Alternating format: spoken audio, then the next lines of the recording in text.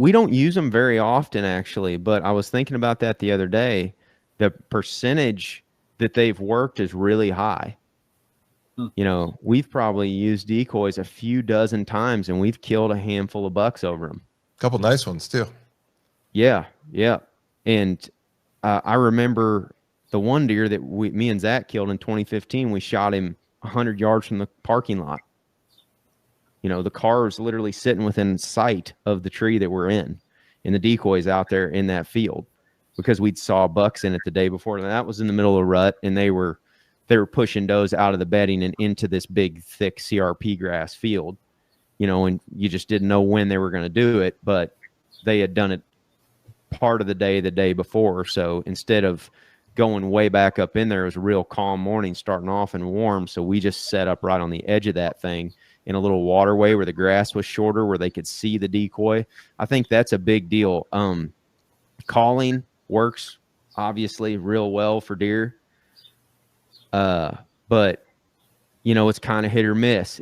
If you're calling to a buck and you're not in a perfect scenario, and it's like a big pressured mature deer, he's probably going to come in and wind you, or he's going to come in and figure you out if you're not in the right scenario. And with a decoy, you can mitigate a lot of those things, because, you know, you're catching his attention audibly with the sound. Then he's coming in and he's confirming that that's a buck there when he sees that decoy. So we're way more aggressive with our calling. You know, we don't do a lot of blind calling when we're just set up in a tree with no decoy, but we will do it more frequently with a decoy, because if we get one that, if we set it up right where the wind's coming, you know, from the bedding area to us, and that deer starts coming out of the bedding and he sees that decoy, a lot of times they just drop their guard once they confirm that it's another buck, and they come straight to him. Sometimes they circle downwind of him, but man, we've had some really, really close encounters. And the one big thing I've noticed is you can get away with so much more in your setup when you have a decoy. So yeah. Like they abandon their peripheral vision. Like they do magnet right on that.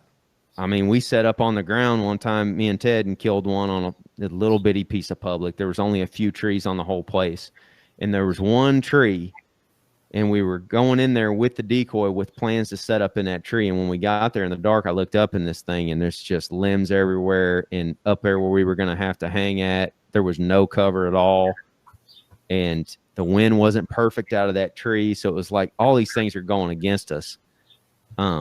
And, you know, we're putting two guys in a tree, which doesn't help you hide.